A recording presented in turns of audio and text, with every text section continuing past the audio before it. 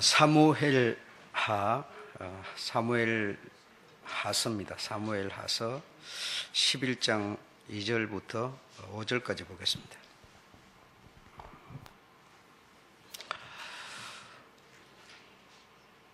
(478페이지) 11장 2절로 5절까지 다 같이 읽어보겠습니다. 시작. 저녁 때에 다윗이 그 침상에서 일어나 왕궁 지붕 위에서 거닐다가 그곳에서 보니 한 여인이 모욕을 하는데 심히 아름다워 보이는지라.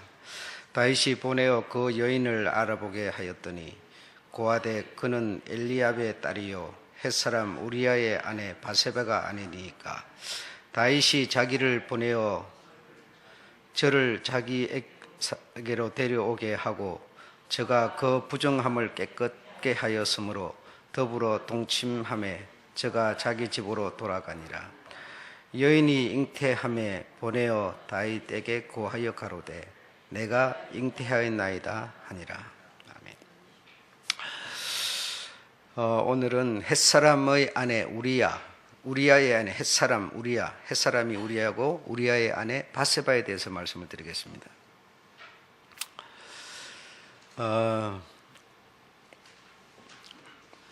지금 우리가 읽은 이때는 다윗이 거하는 궁을 짓고 아주 안락한 생활을 하고 있을 때입니다. 그 두로 왕 히람이 그 모든 기술자와 자재와 뭐 이런 돌을 다듬어서 궁을 지어가지고 상당히 이제는 안정이 된 그런 시대입니다. 그래서 안정이 되어서 쉼도 생기고 어떤 불편함이 거의 없는 상황입니다. 그리고 전쟁에 다윗이 직접 나가지 않아도 승리를 이끌어낼 수 있는 그런 상황. 그래서 다윗은 궁에 있었고 병사들은 요압의 인솔하에 암몬 자손을 멸하고 랍바를 에워싸고 있는 상황. 그리고 다윗은 예루살렘 궁에 그대로 있는 그런 상황이었습니다. 그러니까 좀 안정을 찾았다 이 말이죠. 이제 편안해졌다 이거죠. 당신이 직접 싸우지 않아도 이제는 될 만큼한 그런 어떤 세력을 가지게 되고 안정을 찾았습니다. 그래서 이렇게 안정이 됐을 때 결국은 문제가 일어나더라라고 하는 것을 우리가 볼 수가 있습니다. 이 이스라엘의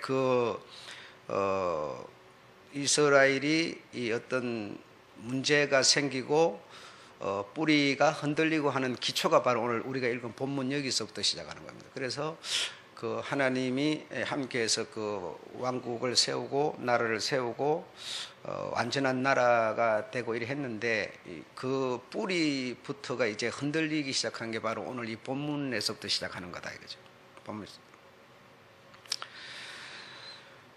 그래서 이렇게 살만해질 때가 가장 중요한 겁니다. 사람도 이 살만해질 때, 여유가 생길 때, 안정을 찾았을 때가 굉장히 그 위험 요소다. 지난 시간에도 말씀드렸지만 내가 이렇게 편안한 생활 이렇게 그냥 하루하루 생활 잘 하고 있으면 아무 일 없는 것은 그냥 아무 일 없죠. 그냥 이 원수라고 하는 존재는 내가 어떤 자만에 빠졌을 때 우리에게 접근하는 거지, 내가 먹고 살기 위해서 열심히 막 그냥 먹는 거 내가 하루 한 끼 벌어먹기도 힘들어서 막 이렇게 하고 있을 때는 건드릴 어떤 여지가 없습니다. 어떤 쑤셔 볼 데가 없다 이 말이에요. 그러나 어떤 이제 안정을 찾고 생활이 편안함을 찾고 이렇게 됐을 때 우리가 마음이 자만이 생기고 또 교만해지고 이렇게 되면서 문제가 생기는 겁니다. 그래서 이 성도들의 오늘 이런 내용들이 성도들의 신앙생활하고 다 연관이 있는 얘기죠. 그래서 성도들도 이런 어떤 생활의 안정을 찾았을 때 예를 들어서 집이 없는 사람이 집 한 채 살려고 막 이렇게 열심히 일해가지고 돈 모으고 할 때는 여러분 그것만 생각하기 때문에 그거 생각하면서 어떤 관리 잘 하고 있기 때문에 문제가 생기잖아요. 근데 그 집 사고 이제 편안해졌을 때, 그때 사단이 접근해서 우리를 결국 넘어뜨리게 되는 거죠. 지금 다윗도 똑같습니다. 다윗 하면 이스라엘 중에 최고의 성군이었습니다. 참 대단한 사람이었는데도 이 역시 원수 앞에서 무너지는 것을 볼 수가 있습니다. 그래서 그 이유는 바로 자만하고 교만 때문이다. 교만 때문이다. 그래서 여러분이 이런 어떤 차원에서 이런 어떤 생각을 가지고 옆을 돌아보면 대충 다 보이죠. 안 보이지 않죠. 그 단지 모르는 거는 뭐죠? 우리가 다인 얘기를 들으면서 지난 시간에도 자신만 모르고 있는 거죠. 남들은 다 보고 다 알고 캐치하고 있는데 자신이 하고 있는 그 삶에서 자신이 지금 어떤 상황에 처해 있는 자신을 못 보는 거예요. 다듬은 돌로 궁에서 안전을 누리면서 잘 살고 있으니까 그 다듬은 돌로 궁을 짓지 마라. 가난한 여자와 결혼하지 말라. 하나님이 이렇게 하셨는데도 거기 사는데도 하나님이 말씀 같은 게 아무런 의미가 없었어요. 예, 그렇죠. 그래서 자기가 원수가 지어준 집에서 살고 있으면서, 그렇죠? 예, 살고 있으면서 그 하나님의 말씀을 순전히 다 어겨서 만들어진 궁인데 거기 살고 있으면서 자기가 지금 어떤 위치에 있는지 자기가 자기를 모르는 것이죠. 솔로몬도 그래서 실패한 거 아니었습니까? 자기 속에 일어나는 지금 이 상황이 뭔지를 모르는 거죠. 예, 자기 눈에 보이는 그것만 지금 어떤 이 나라에 어떤 위기가 닥쳐올 거다라고 하는 것을 그가 지혜가 많다 보니까 느끼기는 했지만은 이것이 무엇으로부터 올 것인가라고 하는 것은 느끼지 못했어요. 그런데 그것이 사실 알고 보니까 자기 속에서 일어나는 것이었죠. 예. 그런데 자기 속에 있는 것을 자기만 못 보고 있었던 겁니다. 예. 그래서 모든 사람들이, 특히 신앙인들이 가장 중요하게 생각해야 되는 것이 자기 마음입니다. 무엇보다 네 마음을 네가 먼저 봐라. 남 탓하지 마시고 여러분 내 마음을 먼저 보셔야 돼요. 내 마음이 가장 중요한 거예요. 내 마음에 어떤 교만의 반대가 어떤 겸손이 있다면 상대의 약점도 덮어줄 수 있는 거예요. 내 속에 정말 지금 무엇이 있느냐라고 하는 것을 우리가 먼저 볼 수 있는 눈을 가져야 된다. 그래서 여기 오늘 다윗도 역시 마찬가지다. 안전하고 평안하고 자기가 전쟁에 나가지 않아도 될 만한 위치에 자기가 오르니까 궁에 혼자 남아 있었고 궁에 남아 이제 지루하지요. 시간이 안 가지요. 그래서 궁 높은 데 올라가서 거닐다가 이 여자를 보게 된 겁니다. 예. 이 여자는 어쩌면 스파인지도 몰라요. 예. 의도적인지도 몰라요. 그러나 어쨌든 이 여자는 사단의 도구가 된 것이고, 예. 그러니까 중요한 것은 지금 다윗이 자기 어떤 행편을, 자기 어떤 상황을 살피지 못한 이유 때문에 그런 상황에 빠지게 됐고, 이 상황에 빠진 것이 이스라엘 전체, 왕국 전체가 무너지고 백성 전체가 없어지는 이런 시발점이 바로 이때였다라는 겁니다. 얼마나 중요한 것인지 모르죠. 예. 여러분 원수가 여러분 생각해 보세요. 뭐 그냥 건들만한 어떤 부분이 있어야 건드는 거지 건들만한 부분도 없는데 원수가 뭐하러 건들겠습니까? 예. 그래서 잘 사는 것도 참 중요하지만 정말 믿음의 사람들은 뭐라고 그럽니까? 내게 부하지도 가난하지도 말고, 그렇죠? 부하면은 하나님이 없다고 그럴까봐, 그렇죠? 교만해질까봐, 내가 가난하면 도적질할까봐. 그러니까 여러분 부하지도 가난한지도 김구 선생이 뭐라고 그랬다고 그랬습니까? 예, 내가 부하기를 원하지만 내 살만큼이면 된다고 말했어요. 내가 능력을 갖기를 원하지만 내 이웃나라가 침략을 당할 때 도움을 줄 수 있을 만큼의 능력이면 되지 그 이상도 바라지 않는다고 그랬어요. 여러분 이런 것이 실제적으로 우리들의 삶에 적용이 돼야 되는 것이죠. 신앙이라는 것은. 지금 찬송가 지금 이 인도자가 맨 앞에 불렀던 게 무엇인지 모르냐 그 내용도 마찬가지입니다. 노래일 뿐이지 그 노래의 가사같이 내가 전혀 살지 않습니다. 주님 뜻대로 살기로 했네. 여러분 노래하시죠? 주님 뜻대로 어떻게 사는 게 주님의 뜻대로 사는 겁니까? 어떻게 사는 건지는 전혀 없애버리고 그냥 노래만 주님 뜻대로 살기로 했네. 자꾸 노래만 하고 있는 거예요. 그건 아니죠, 여러분. 그건 신앙일 수가 없죠. 네.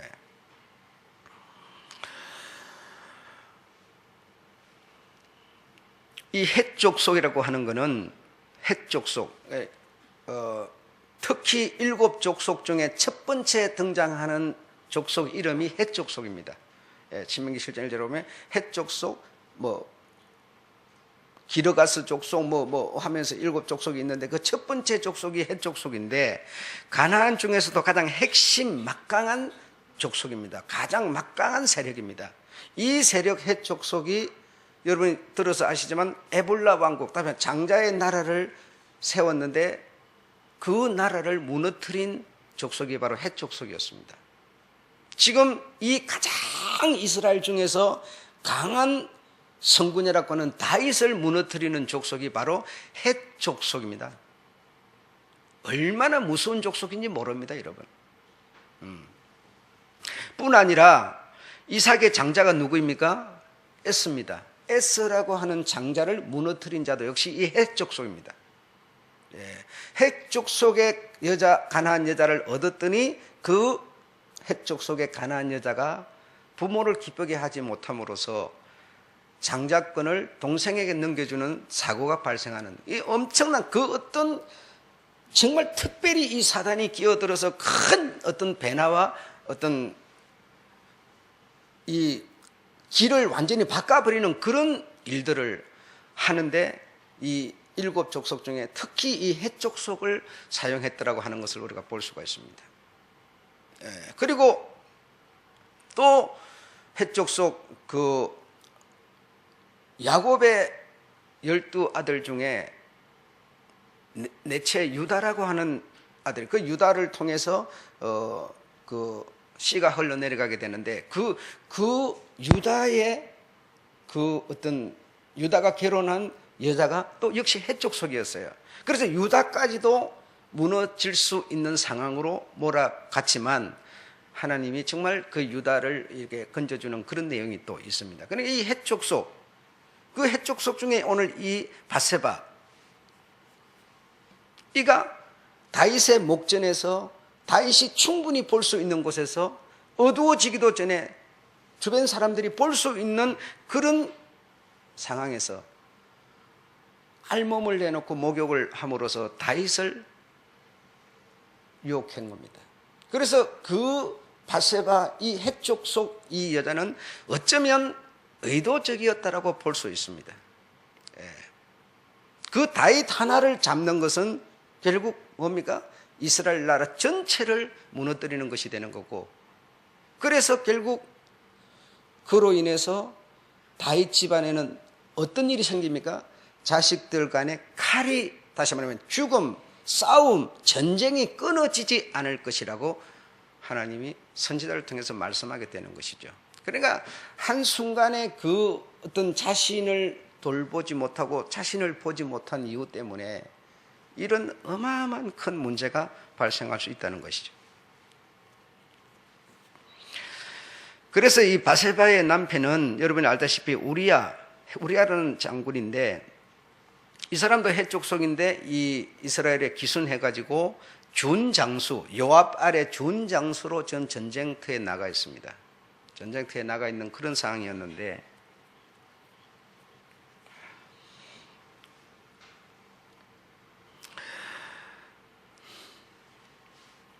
이 여자가 이렇게 어떤 다윗과 동침을 이렇게 했더니 바로 임신이 돼버려요. 잉태를 해버렸더라고요. 참 그건 놀라운 일이죠.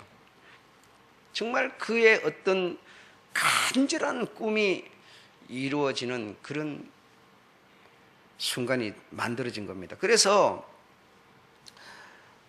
여자가 어떤 그 집안의 실제적인 어떤 세력을 가지려면 그 집안에 시집가 가지고 아이를 가져야만 실제적인 세력을 가질 수가 있는 것이죠. 그래서 다윗의 씨를 가져버린다고 한다면 다윗을 그냥 가지고 움직일 수 있는 상황이 되어버리는 것이죠. 네. 놀라운 일이 벌어진 겁니다. 그래서 이런 사실을 다윗에게 통보를 하니 다윗이 그 말을 듣고 이걸 어떻게 내가 해결할 수 있을까? 어떻게 하면 이 사실을 숨길 수 있을까? 그래서 남편이 전쟁터에 있는데 남편을 궁으로 들어오게 하라고 하였습니다. 그래서 그 우리야 장군이 전쟁터에 있다가 궁으로 들어왔는데 그 왜 들어오게 했는가 하면 이 아이가 다윗의 씨지만 그러나 우리야의 씨로 지금 바꾸려고 하는 것이죠. 그래서 전쟁터에 있다가 돌아온 이 급하게 전달을 받고 온 이 우리야로 하여금 네가 전쟁터에 나가서 이렇게 고생을 했고 뭐 전쟁의 상황은 어떠하냐 이런저런 것을 물어보고 그동안 네가 참 고생했으니 내 안에 있는 데 가서 하룻밤 쉬고 자고 먹고 지내라 이렇게 했는데 이 우리야는 참 충성스러운 신하여서 내 동료들이 그리고 장군이 저렇게 들에서 잠을 자고 싸움을 하고 있는데 어떻게 내 혼자서 내 아내와 함께 잠을 자고 먹고 마시고 할 수 있으랴 하면서 그 자기 아내가 있는 집으로 들어가지 않았습니다. 그러니 다윗이 생각할 때는 이건 낭패로구나. 내가 어떤 치밀한 계획을 세운 것이 엇나가고 있구나. 그래서 또 불러와서 이제는 술을 먹게 했습니다. 술을 먹고 아주 취하게 만들고 음식을 먹고 궁에서 이렇게 대접을 해주고 술이 많이 취했으니까 이제 술을 먹고 이제 뭐 기분이 좋아졌으니까 자기 아내에게로 가겠지 하고 보냈는데 또 뒤에 사람을 붙여서 따라가 보게 했더니 역시 또 집에 들어가지 않더라는 겁니다. 그래서 다윗이 이거 아무래도 이래서는 안 되겠다 해서 그 장군의 손에 편지를 지어서 들려서 전쟁터 요압 장군에게 이 서신을 전달하게 만들었는데 그 이 서신에 쓰인 내용은 바로 이 우리야라고 하는 장군을 전쟁 가장 앞에 세워서 전쟁터에서 죽게 하라라고 하는 그런 서신이었죠. 그래서 그렇게 했더니 아니나 다를까 역시 우리야는 전쟁터에서 화살을 맞고 죽었습니다. 이렇게 다윗은 완전 범죄를 꿈꾸려고 이런저런 온갖 계략을 꾸몄지만 그 모든 계략을 보시는 분이 계셨으니 바로 그는 하나님이셨다 이겁니다. 하나님이셨어요. 하나님까지 속일 수가 없었어요. 그래서 하나님께서 자신의 어떤 종을 다윗에게로 보내어서 강력한 책망을 하게 됩니다. 그 책망을 받은 다윗은 얼마나 심한 회개와 통곡과 눈물로 하나님 앞에 기도를 드리는데 3일 밤낮을 드렸다. 그러니까 여러분 생각에는 3일만 드렸다. 3일 밤낮. 그러니까 이렇게 한 것처럼 생각하시는데 그렇지 않습니다. 그렇지 않습니다. 정확한 시간은 알 수 없지만 어쩌면 10년이 됐을 수도 있습니다. 10년이 걸렸을 수도 있습니다. 그 많은 시간을 두고 하나님 앞에 당신의 잘못을 고백하는 다윗이었습니다. 그래서 그 끈질기게 많은 시간 동안 기도하는 다윗의 그 기도를 들으시고 하나님이 감동을 하시게 된 것이죠.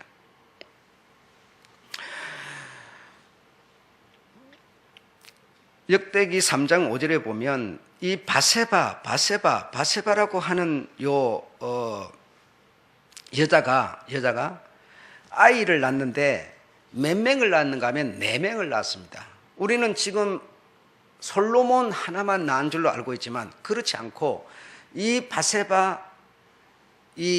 밧수아라고 하는 요 여자가 아이를 4을 낳았는데 시므아, 소밥, 나단, 솔로몬은 4번째 자식입니다. 그래서 잉태를 해가지고 그 여자로 하여금 여자가 잉태가 됐는데 그 잉태된 아이를 죽여보려고 이 아이가 태어났을 때 어떤 주인을 바꿔보려고 다윗이 온갖 노력을 했지만 이 우리야라는 장군이 자기 아내에게 들어가지 않으므로 그 아이가 태어나서 일주일 만에 죽게 되는데 그 아이의 이름이 시므아입니다. 시므아. 그 시므아라고 하는 아들이 태어난 지 일주일 만에 죽었습니다. 그리고 나서 두 번째 아들이 태어나는데 소밥이라는 아이가 태어납니다. 소밥이라는 아이가 그 바세바에게서 태어나는데, 이 소밥은 뭐냐면 나쁜 소문의 아이라고 하는 이름. 다시 말하면 첫째 아이가 죽고 둘째 아이를 또 낳았는데, 둘째 아이 놓으려면 최소한도 1년 걸렸겠죠?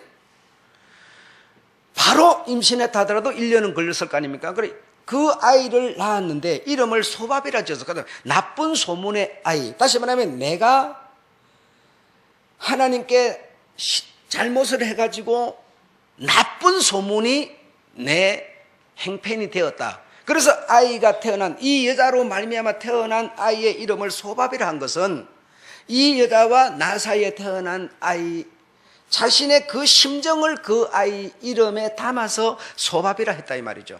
소밥이라 했어. 내 행편이 나쁜 소문에 지금 오르내리고 있다라는 의미로 그렇게 이름을 지었습니다. 그러고 나서 세 번째 아이를 낳았는데 나단이라고 이름을 지었어요. 나단은 그러면 뭐냐?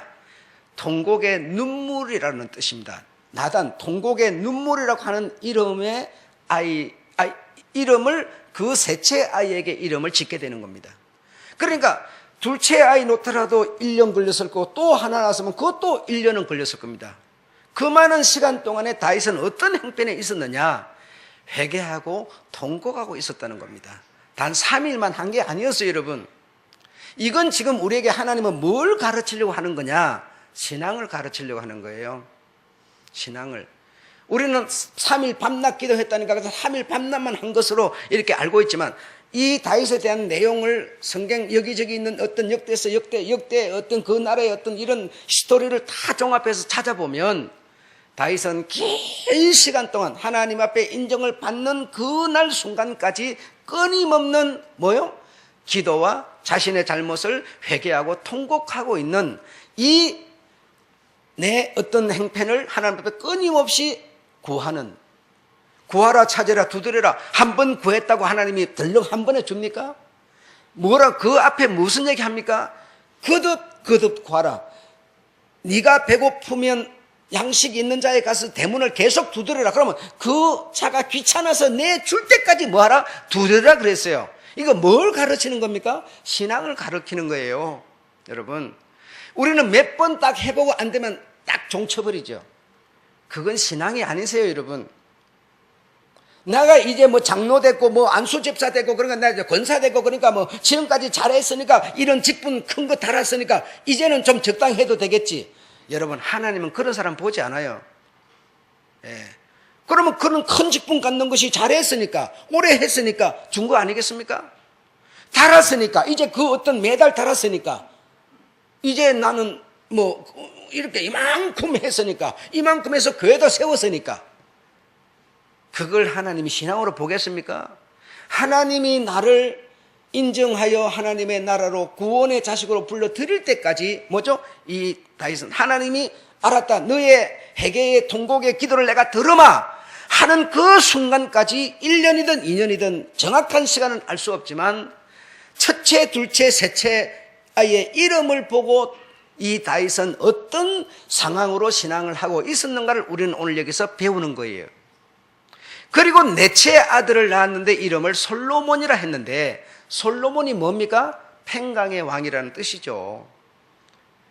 그래서 이 다윗의 그 통곡을 하나님이 받으시고 드디어 넷째 아들을 낳았는데, 솔로몬, 다시 말해 평강의 왕, 하나님이 응답이 넷째 아들에서 떨어진 것이죠.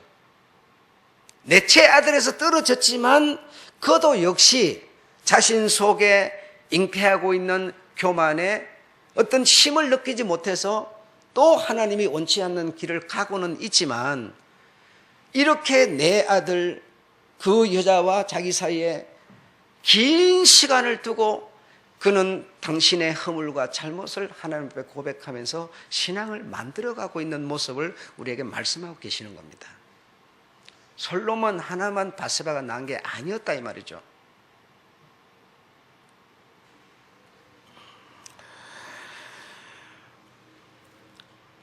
그래서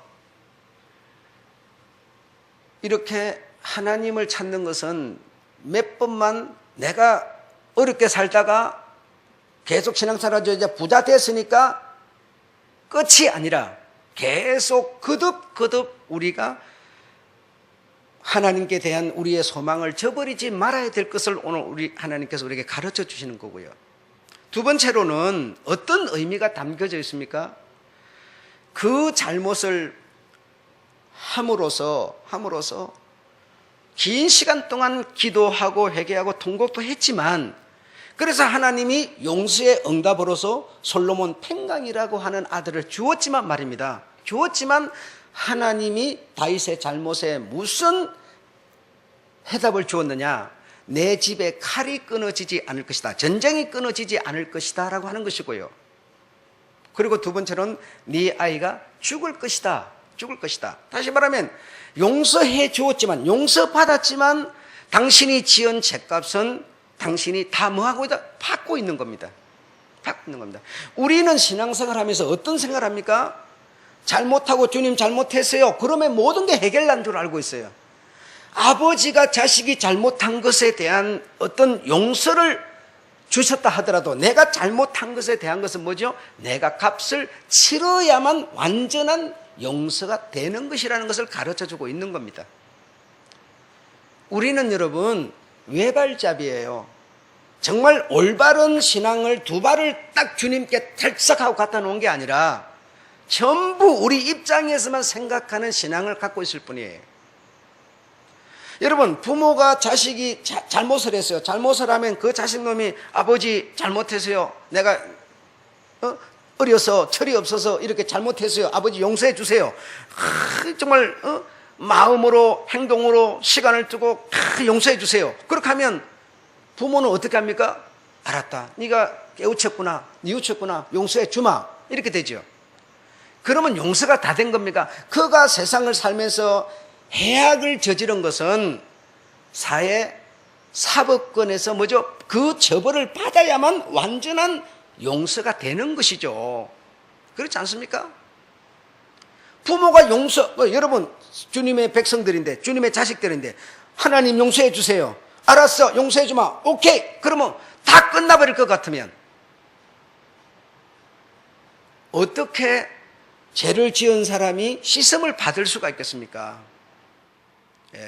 그래서 하나님이 우리를 용서해 주셨다 하더라도 내가 받은 구원을 보완하고 보호하고 지키기 위해서, 이것이 완전한 하나님 나라 구원으로 들어가기 위해서 내가 가진 허물에 대해서 내가 채찍을 맞고 징계를 받고 고난을 받음으로 용서해 주신 그 용서가 완전한 용서가 되는 것이라는 것을 오늘 다윗을 통해서 배우는 겁니다.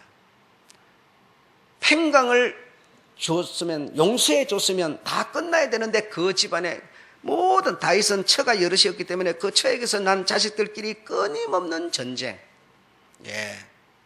죽이러 오고 도망가고 얼마나 많은 일들이 있었습니까?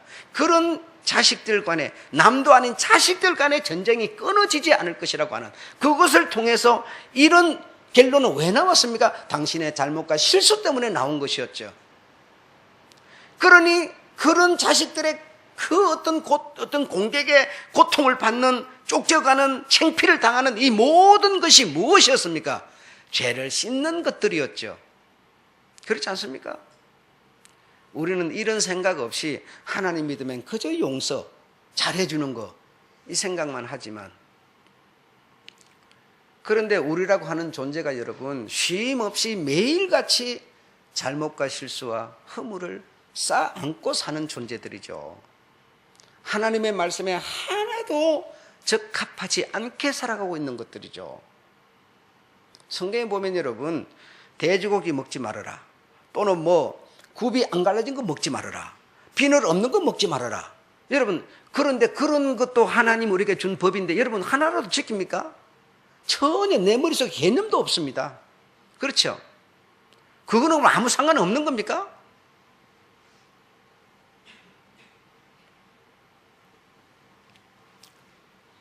여러분, 이렇게 우리가 하나님의 말씀을 따르지 않으면서 그 따르지 않은 죄값이 내게 와 있는데 그것을 내가 지금 오늘 삶을 통해서 갚아가고 있다는 생각은 전혀 안 하는 겁니다.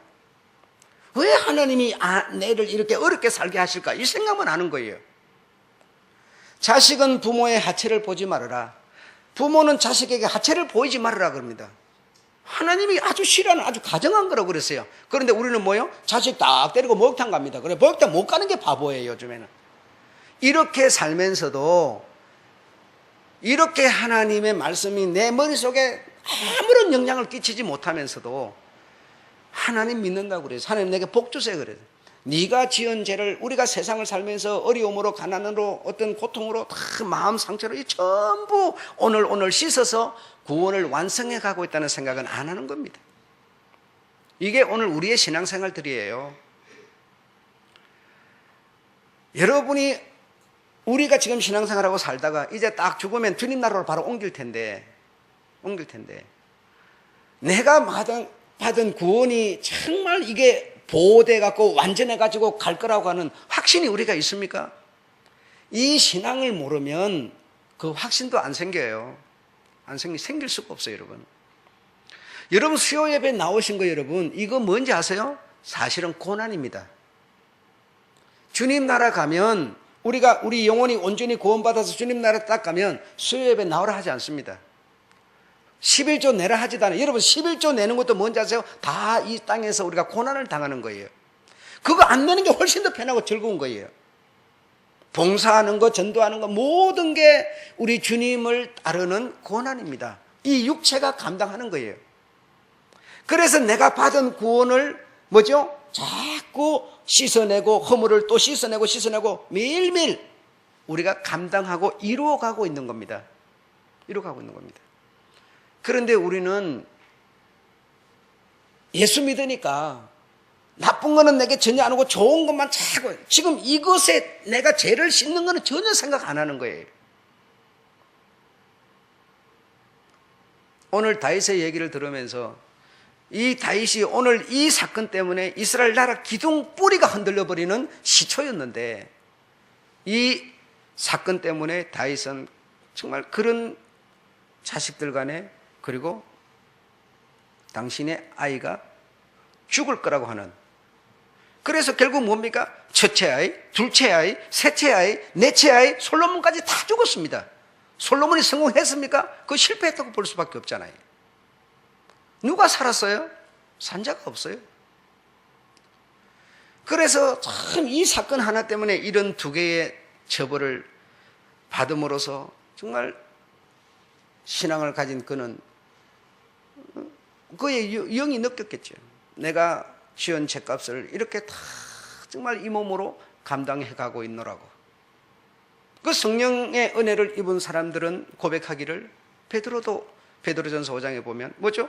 이 육체로 내가 지은 죄값을 이 육체로 다 씻고 감당해 가고 있노라고. 그래서 내 영혼이 주의 나라에는 호련히 싹 알맹이처럼 싹 나와가지고 그 나라 영광에 들어갈 수 있노라고. 그렇게 말하고 있는 겁니다. 그래서 내가 이 세상에 살면서 돈 없던 사람이 돈 많아지는 것만이 좋은 게 아니고요. 돈이 많아도 적어도 그 상황이 지금 내 신앙에 어떤 관계를 맺고 있는가를 볼 수 있는 눈을 가져야 되는 겁니다. 아무쪼록 여러분 이 다윗의 얘기를 오늘 잠시 들으면서 내가 오늘도 내가 지은 죄의 허물을 씻어가고 있구나. 오늘 수요 예배 이 추운 데 나와서 드리는 것도 뭡니까? 여러분 생각에 지금 수요 예배 안 나오는 사람이 지금 죄를 짓는 거다 이렇게 생각하죠. 죄를 짓는지 안 짓는지 모르겠어요. 그러나 어쨌든 우리는 이 육체로 주님 때문에 지금 나와서 예배를 드리고 시간을 뺏기고 추운 데서 덜덜 떨고 있는 것이기 때문에 뭐죠? 이 육체로 감당해 가고 있는 주님의 말씀, 믿음의 말씀 때문에 감당해 가는 거기 때문에 이 육체가 고난을 당하고 있는 겁니다. 그래서 우리는 정말 더 청결한 영혼이 만들어져 가고 있는 것이고 받은 구원이 완전히 이루어져 가고 있는 것이고요. 아셨죠? 다음 시간에는 솔로몬의 결정적인 실수 그리고 다윗의 결정적인 실수, 솔로몬의 큰 실수, 다윗의 큰 실수, 그러면 여러분 표면적으로 나타난 그것만 우리는 보려고 그러는데 정말 이들이 결정적으로 어떤 실수를 함으로써 어떤 상황에 빠짐으로써 헤어날 수 없는 늪에 빠져들어가고 있는가, 그런 부분들 성경에서 크게 조명하지 않지만 해석을 잘못하고 이해를 잘못함으로써 큰 늪에 빠져들어가는 솔로몬 그리고 다윗, 이런 부분을 듣게 될 겁니다. 재미있습니다, 성경이라는 것은 여러분. 그래서 성경에 여러분 주님께서 그래요. 주님이 하신 말씀과 그리고 주님의 그 어떤 뜻이 얼마나 많은가 하면 이 세상에 쌓아도 다 못 살 만큼 많다는 겁니다.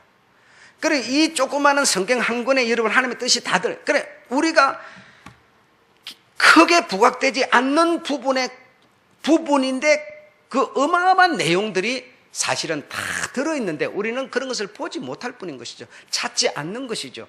표면적으로 크게 드러난 것만 보고 결론을 내리는 것이죠. 그렇지 않습니다. 여기까지 우리는 신앙을 지켜왔다면 또 내일을 맞이할 겁니다. 내일 내가 오늘 허물을 또 내일을 맞으면 또 내가 씻어가면서 결국은 내 영혼이 보호를 받고 있구나, 내 영혼이 씻어져 가고 있구나, 이렇게 여러분이 이해하신다면 죽음이 오더라도 내 영혼이 구원으로 영생으로 들어가는 확신을 갖게 될 수 있다는 것이죠. 이해가 되셨으리라고 믿습니다.